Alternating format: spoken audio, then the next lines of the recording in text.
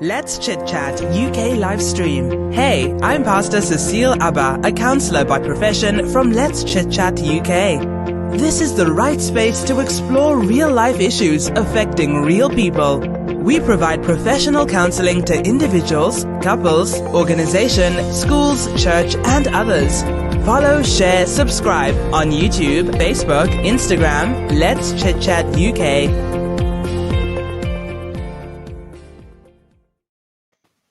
Let's Chit Chat UK live stream. Hey, I'm Pastor Cecile Abba, a counsellor by profession from Let's Chit Chat UK.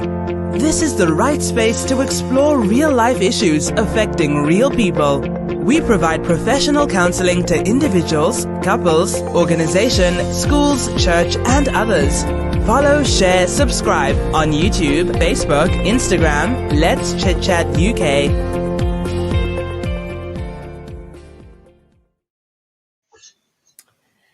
Hello everyone, welcome to Let's Chit Chat once more. Thank you so much for listening, following and subscribing. I'm Pastor Cecile and this is my call for tonight, and I have Minister B. Minister B, if you'd like to introduce yourself to Avia. Hello, my name is Minister B. Glad to join you today. Looking forward to what we have to discuss today. Wow, that is great. That is great. Thank you so much for taking your time and being with us, following, sharing, and subscribing. Tonight's topic is so good, it's so exciting, it's so engaging. We were meant to do a different topic tonight, but I had a pressing call, a pressing issue. Someone wanted to know about the topic that we are discussing tonight. It's something that they're going through. Remember, we are a program that discussed real life issue for real people. So this is the real life issue. So I will invite and I will welcome anyone who has a question, a comment, an opinion, a suggestion to put it through. So tonight's topic is, what would you do? What would you do if you just newly got married and you discover that your husband is impotent? Ouch. What would you do? And you just got married. You're newly married. Now, as Christian, we say sex before marriage is not good, is no. The book of Hebrews 13:4 says that it's not good to have sex before marriage. So you have to preserve yourself. You have to sustain yourself. Sexual immorality is not good. But this channel is for everyone, Christian or non-Christian. But you've gone to the stage where you have reserved yourself. You might be Christian, you might not be Christian. You say to yourself, I will get to know this person only when we do get married, when they sign this paper, seal, marriage certificate. But now you have gone and married your husband. You are so happy. Turn up to at him 15 or 20, realize that hey, they are not nowhere near what you have heard and you're expecting. You are married, you have signed the paper, you have sealed it, you have enjoy yourself. You're thinking now, what do you do, Minister B? So you just got married. So I have been asked this question. Just got married and you're happy with your husband. Turn to your honeymoon. The bed is all sorted. Everything is prepared. The lamb is prepared for the sheep or whatever it is. Then you realize that your husband is nowhere to be found. What do you do? The bed of roses is ready. It's ready for action. Yeah. Man is not ready to perform. Yeah. Run. Sorry, I'm a joke. Wow, this is life issues. That's a real life issue, a real life situation, a real problem there. You're facing this problem. You just got married and you're so happy.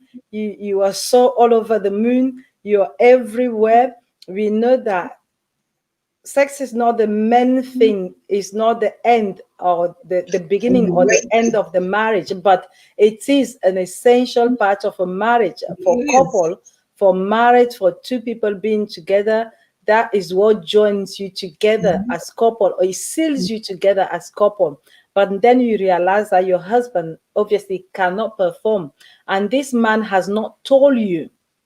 The thing is, this woman who called and said she wants to know what to do, the man is not like the husband to be has told you that they have a problem. He never indicated that he has any problem. He willingly went through the marriage and not disclosing that he has a problem. But now you have reached the stage where the marriage certificate is done, everything is done. You just need to now put yourself into an act, a marital act, and you realize that your husband cannot perform. This man that you so much love, you so much in tune with, there's no way he can fulfill the marital agreement. What do you do? This is a dilemma of one sister who is crying her eyes out at the moment. She doesn't know what to do. She's baffled. She's going somehow. She been crying day and night. And mind you, this sister said she has been praying. So if anyone is hearing us out there, the sister has been praying. She has been praying, but her prayer have not been answered. The husband cannot perform in bed. So what do you advise? What do you think, Minister Beam? This is a case that we are trying to lay out there tonight for anyone who's going through this issue. I am not a medical professional. I've been through life. Life has been through me. And also I've heard people's situations. And I would say the first thing is marriage, as they say, is not for babies, because we meet issues such as this when we go along. If it's not financial, it's something else. But somebody would say, I waited, I prayed. The man came, but when he got to the important part of marriage, he couldn't perform. Okay, he didn't tell you. Fine. It doesn't mean run, as I said before. But the main thing is, you have to ask questions. What kind of questions? You have to ask questions. Did something happen to you when you were a child? Did you have an accident? If it's impotency, how did that happen? There's a reason for anything. Maybe it might be trauma. Hello, Mr. Georgette. Mr. Georgette is listening to us out there. Hello, Mr. Georgette. Bless you. Maybe they went through childhood trauma. And through that, they became impotent. The thing is, Mr. Alberta, the thing is, Mr. Georgette, we are dealing with this issue. A sister called me and she said she got married, she waited, she prayed, she got married, and the husband is impotent. Now, Mr. Alberta is saying, you have to ask question. What kind of question am I going to ask when I marry this man? I know he must perform. And he's not performing. Is it the time to be asking questions? Shouldn't you have told me that before we engage into this marriage? But he didn't tell you. It doesn't mean because he lied from the beginning, you have to leave him because he cannot perform. No. There are certain things that you can put right. You have to put right. There are certain questions that you have to ask. If it's medically, you do it together. If it's something of the mind, because most of the time, things that we deal with is of the mind. If a man makes up his mind that I want to satisfy this person. Minister Georgette is saying the question at that moment is irrelevant. Yeah, the thing is, the paper is signed. You're not coming out of it. You didn't enter the marriage because of sex. You didn't. It's a big part of it. It's a big part, but you didn't enter the marriage because of sex. But they said for better, for worse. So for better, the worst has not happened when I'm already there. That we have started better. The worst happened when I'm entering. But you signed the document already, so that part is gone. Let's say he lied. He did not tell you about it because he didn't know how to tell you. But he loved you so much that he wanted to settle down with you. He wants to punish me. It's not punishment. His mouth to tell me. It's not punishment. It's all part of the marriage. So if it's part of the marriage, you come together and you find other ways. If it is mind, you find other ways to get him aroused. If it's a thing of the mind, you find other ways to get him aroused. If it's medically, you look at ways you can, apart from medically, the main thing is spiritual. What is fighting him? Are you ready to fight that battle spiritually with him? I didn't want to go spiritual way, but so I have not even enjoyed the marriage, man. That I'm fighting the battle. you're fighting a battle because we've all been somewhere before. Maybe this man went through a bad previous relationship, and the man have the woman has said certain things. If you're not with me, you're not going to be with somebody else, and they've lifted up a case. So he must come and punish me for his spiritual problems. He's not punishing you, but the thing is, you didn't know about this thing before you got together, because you did what God said you should do. Save yourself till you're married. And that's what she did. She saved herself till she's married. And then she's been deceived. The next step, you can't, well, it was deception. But to you, do you want to run, as I said before, or you want to do something about it? I don't think I will stay. I think this one is a massive issue. This one is a big issue. Someone who comes in your life, come and deceive you like that, and he comes with a package that he has not fully disclosed.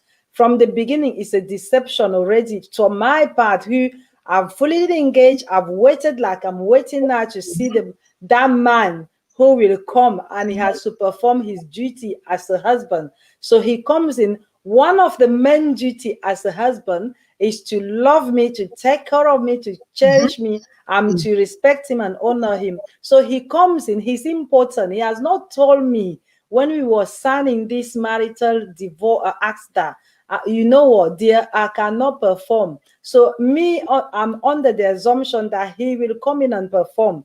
And this man is coming and he's staring at me in the face. And come on. I am then you want me to ask him questions at that time, that very moment? Do you love him because of sex? Did you marry? That is part of it. He should have declared himself at the beginning that, you know what, I'm impotent. So I'm coming. The man said that this man cannot do anything. I'm coming. Else that you can hold on to apart from that side of it? Pardon? Is there anything else in a relationship you can hold on to apart from the sex side? Oh, there's many things that I can hold on to, but that one is part of it. It's part of the marital act. Because, mind you, if your husband cannot fulfill his duty, instead of you being in that marriage and becoming unfaithful and committing adultery because you're married to someone else, and the person cannot satisfy you, and then you start looking for someone, you're better off not being there because you're going to commit adultery. So will you rather stay in and commit that adultery? And Mr. George is saying sex is a part of a marriage, a very big part. I completely agree with that. I agree with you. Because sex is a very big part of a marriage. It's a 50% part of a marriage. So if that is non-existent, so you are my brother, I'm married to my brother. Come on, are you trying to come and kill someone's child, or what's going on here? Tell me. Let's take, impotency can be reversed sometimes. Yes, it's true. Sometimes it can be reversed. So if you don't ask the question, first you have to forgive him and you have to forgive yourself. I'm not going to forgive myself. Why should I forgive myself? Because most of the time, as women, what we do is we punish ourselves that if I should have done something, if I did something, then this thing wouldn't have happened. But first, you need remember, he came with his problem. Okay, forgive him for not telling you because you want the marriage. Then you come together as a family, as a couple, to find solutions. So the solution might be, you might do extra, but maybe arousing him. Maybe he went through childhood trauma. Maybe he also psyched himself because he wanted to wait for the right woman, not to feel sexual urges, that now it has become a problem.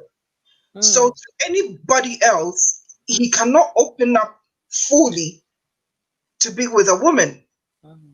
So that's when it's a mental thing that both of you have to go through. If it has to be arousing, you, the woman, have to go through learning. You need to learn the man. You need to learn what would turn him on. You need to learn saying things that you have to do in order to get the man that you married. If it's medically, you do it together. You go to the hospital and you seek help. That my man is not having an erection. If it's medically, it's going to be sorted. But this sister who called today, this sister who called with this issue said she has done the prayer, which we advise as a Christian. You pray, you seek God's counsel, you wait. They have gone to the hospital, they have done some treatment. Still, this man, nothing is coming, nothing is waking up. She's still in this dilemma. And the sister doesn't know what to do. She needs help. Should she stay? Should she leave? What should she do at the moment? So it's a very difficult situation. She married knowing that the husband would be able to perform in bed. She married knowing that she has a man who will fulfill all the duties of marital duties. So she found herself in a dilemma where she's now married, fully married. Everyone knows she's married, but she's going through trauma, sleepless nights. She doesn't know what to do. She doesn't know where to go. She doesn't know either she should leave or she should go out and commit adultery or what is there. She's really baffling with this situation. I will say for any sister who is out there, the scripture says to wait before you get married, to wait not to have sex before you get married, which is scriptural, which we know that's why the book of 1 Corinthians 7:2 says that every man should have their woman, every woman should have their man, so that you're not going to be tempted out there. But at the same time, you need to be able to know before you fully engage with this man to sign a certificate. There are questions that you have to ask. Are you sure you can perform? Are you sure you're up to it? Are you sure you can fulfill the marital duties? Because this is a dilemma. Minister Georgette is saying she can stay. She can stay. If she stays, how can she stay at the moment? She's not getting what she wants to get. I think where they got it wrong was the counseling, the premarital counseling. If we want to blame anybody, it's the premarital counseling where they ask questions, where they're open. So if this thing was not discussed, then it's from the premarital counseling. But that is over. Things that are gone are in the past. We're talking about what she's in now. What she's in now is what solution do we have? And the solution is if we've sought for medical and deal with it, then you as the woman have to entertain your husband, have to get the mind to think for you, have to arouse his thinking to be with a woman. If he kept himself for marriage, it would take a while. It will not happen overnight, but it will take a while through your work, through your communication, through your connecting with the man. Not just saying, oh, okay, it's time to have sex. I'm lying down or you're lying down. Let's do. There's a process. So if you're willing to learn the process in a marital relationship, in a marital love making, then you can gain your husband back. Whatever it is. Minister Georgette, I'm not stopping you. Sorry, Minister Georgette just said that there are many things sexually she can do. She can do other sexual activity in order for her to still get the fulfillment that she wants from her marriage, from this man that she very much loves. Maybe this woman, one thing I didn't ask her, is there any other sexual activity that you know that you can engage with your husband in order for you to still get that part fulfilled in your marriage? So again, for any sister, any brother that's listening to us out there, this is a real issue that we are debating at the moment. A sister is going through issues. She's married, fully married with her husband, but the husband is not able to perform. If you are in that situation, or you find yourself in such situations, there are many ways that you can still engage your husband sexually, but you need to be able to learn. That is where it boils down to. You have to also be able to be That's willing to learn, be willing to follow, be willing to be patient, be willing to discover, have other discovering what else can we do, what other steps can we take, what other action can we take. But I would say that it's actually not easy, because automatically is natural within a marriage that, or couple, that once you're married, is expected, is waiting. There's no two questions about it. But you reach yourself when you now start finding ways in order for you to engage it in that part of your marriage. But I'm not cutting you, but people marry these days not for love, for other things. So if this person does not love you and married you for something else, naturally they will not be attracted to you. But if they married you out of love, then they would work themselves to love you. And if you love somebody, you can do anything with them. Minister Georgette was just saying to be creative. So it comes back to what you said. Yeah. You can do anything with them. You can be creative. You can create your own world and your own fulfillment. If the love is there, yes, love is definitely important.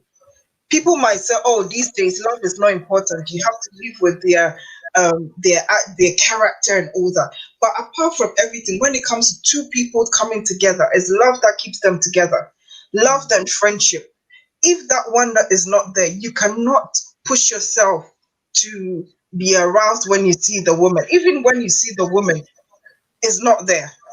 Sometimes there are men who are not attracted to their wives, but they are attracted to other women. So it's the underlining factor. Did they get married out of love or out of circumstances? Why? And it's still the same question. Why isn't he getting an erection? Why am I not attracted to him? These are the questions you need to ask. Well, to me, I still think it is difficult for any woman to find yourself in that situation, in as much as you really going to be understanding, really going to be creative, really going to be innovative, really going to search what else you can do. Morally, it's still very difficult in order for you to cross that barrier. I will say morally it's still, because you have to then give yourself a lot of work to do. You have to be intentionally in that environment. You have to be, like you said, you have to be very loving and very caring, because frustration will kick in, issues will kick in. Someone will want to think that, oh, I wish I had that person or that other person. I wish I can. Therefore, it becomes very difficult to handle.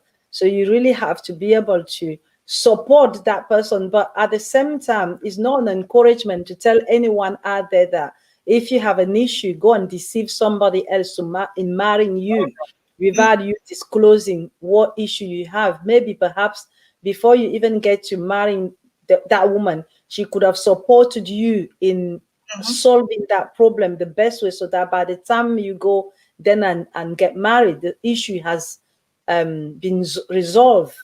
But waiting until you're married is also not good, because you are bringing somebody to accept what they did not bargain for, to take what they did not bargain for, especially at the beginning. This can happen within the marriage while you're already married to the person. That is an issue that happens while you're married. So you can easily bypass it. You can easily work through it. You can easily be creative. But when it's at the very beginning, it's kind of hard, it's harsh, it's really, I could say, disappointing in a way. But like my two ministers are saying, you have to be creative. You have to be supportive. You have to work at it.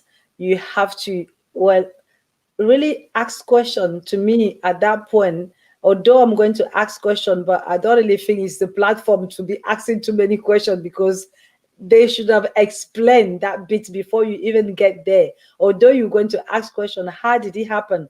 Why did it happen? How long has it been going on? Why didn't you tell me? What have you done to resolve the issue? Of course, there are going to be many questions that you will ask around it, but not to stop at the question. But it is still heartbroken, isn't it? It is heartbreaking. It's very heartbreaking. But at the same time, wipe your tears. Use your discouragement as your strength. Because if you work at it, it's going to help both of you. It's not just helping him. It's helping you as well to get what you expected. It's not all about sex, but it's part of marriage. So the work comes don't undermine that part in the marriage. Don't undermine that part. We said it's not all about. It's a big part. Sex in marriage is so important. It's very prevalent in marriage. Sex is very important. Let me say it again. Sex is very important in marriage, but making love is better in marriage. There's a difference. Making love is when you learn your partner. You know that when I touch him this way, he likes it. When I touch him that way, he doesn't like it. Same way a man needs to learn as a woman. So it's going through that process of learning each other, learning your body, learning, apart from learning your characters, you need to learn your bodies to understand each other. Yeah, very important. Marriage. You're saying it's at the beginning of marriage. Girl, you need to be patient, because marriage is a long way. Maybe from the beginning, you might not fall in love. You just got married, so you don't know each other. He might not like saying things about you, but because you're now together as man and wife, you're beginning to see certain things that I wouldn't say change, but you settle with. So as you make up your mind that I'm going to learn this person, I believe that things will change. And you know what? The main thing is prayer. Unfortunately, I have to go there because I have the Christian upbringing. Everything is prayer first. You commit your relationship to God. You commit him to God. Even the sex, you commit it to God. Because if you're not connected, you will not enjoy each other. It will be the same thing that he does with the next person. It will be like his previous relationships. But this one with you and him should be different. Yeah, you heard it out there. You have to commit it to prayer. You have to commit your sexual activity, marriage to prayer. You have to even pray that it should not be like the next or the previous relationship or the last relationship, because it can be the previous relationship in you all together. So again, that is not, you're not going to get the fulfillment of your marriage. So if you're finding yourself in that situation that we just discussing, a sister put this question to discuss it. If you have any advice out there, you can tap it on the chat. The sister wants to know what to do as the husband is not sexually active. It's important. She waited until she got married. Now she's married. She realized that the husband, hey, is not fully committed out there in the right places. So she doesn't know what to do, where to go, if to leave or to stay. So it's a heartbreaking situation for her, because it's something that she was not waiting for. It's a shock for her at the moment. Perhaps many people, it could even be a man also who is finding himself in that situation. You're married a wife, you married a woman, you waited, you were expecting to see a better way of her handling you, and you are a bit disappointed at the moment because of the way it's going on. Again, you can learn to teach the person what to do, how to do it, learn to talk to them through your body, and learn to know their body also reaction, because it's really important. Many marriages, Many husbands are going out there to cheat with other women because the wife obviously cannot handle him the way he wants to be handled sexually. And again, unfortunately, we are discussing that, but it's a big issue at the moment. And again, same with women also are going out there cheating on their husband because the husband cannot handle her or is not satisfying her in bed the way she wants to be satisfied. So she will find herself committing adultery. Same with men, will find himself committing adultery. So because he's not fully engaged in bed, which is a major part of a marriage, a big essential part of a marriage. We are Christian. Let's not brush it under the carpet. We all know that Christian or not Christian, sex is important in every marriage. And the reason why Christian and non-Christian are cheating on husband and wife because they are not able to properly perform in bed. Let's say they call a spec. Let's not eat our mouth because we are Christian. We have all body. We all have desire. And again, if someone will say out there because you're Christian, you should not talk it. No, they are very, very wrong. We should talk it to make sure that we maintain our dignity, we maintain our commitment to our partner, we maintain our commitment to our husband or our wife. That will be the one thing that they will not go at and cheat on you. That's why we are having this topic today. Real topic for real people and real life issue. Sisters going on out there having a problem, husband cannot perform. As you heard Minister was saying, pray about it, learn to know your body, learn to know your husband's body, learn to take it easy on him, practice order, be creative. Like Mr. Georgette was saying, be creative. You can be creative in the way to go about it. You can use other things to satisfy yourself and him in while you are working this issue out. Minister, before we leave, any final advice or word from you for our listener out there? God bless. I think the final word I'd have is make talking about sex in a marriage one of the important things. Because if you don't talk about sex in a marriage, you can't learn about sex, about each other's body. Neither can you learn what you like and what you don't like. Learning is a process. You need to be very patient with each other. You need to love each other. You need to pray for each other. And you need to find each other in the place that you want them to be, in a good place in the mind. That's what I want to say. Thank you. You heard it. You heard it. Learn from each other. Pray for each other. Put yourself in a good place, manly, where you want to be.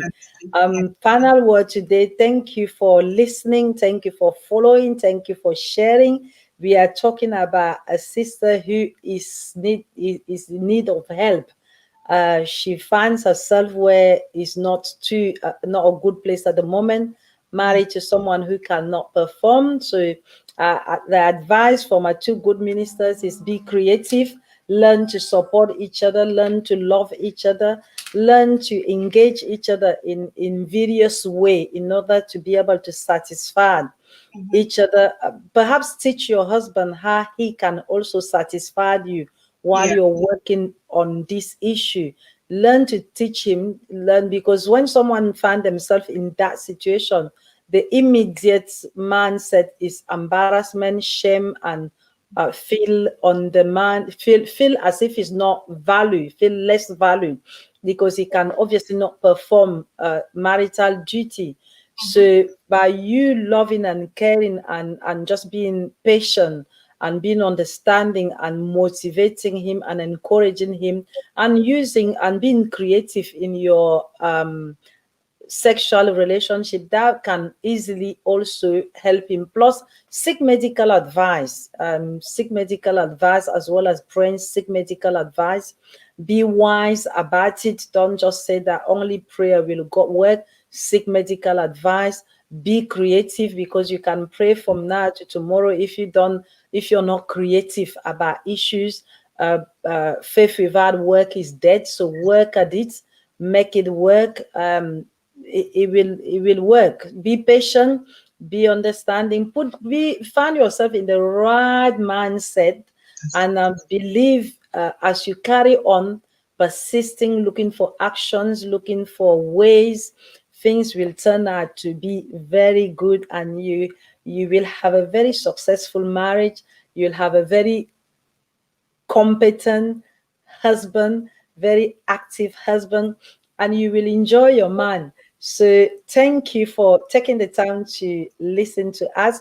For any man, any woman who finding themselves with problem in the bedside, just be creative, be supportive, share and discuss it. Discuss your feeling between the two of you.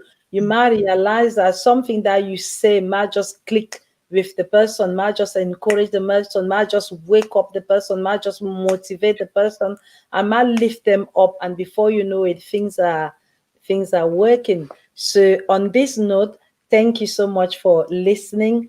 Please share, follow, and subscribe.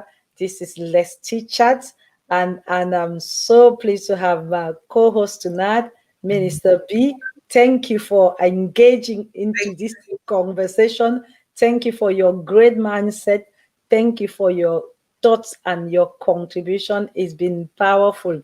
Thank you so much. Until we meet again, thank you. Same place, Blessings. same time next week, and we see you very, very soon.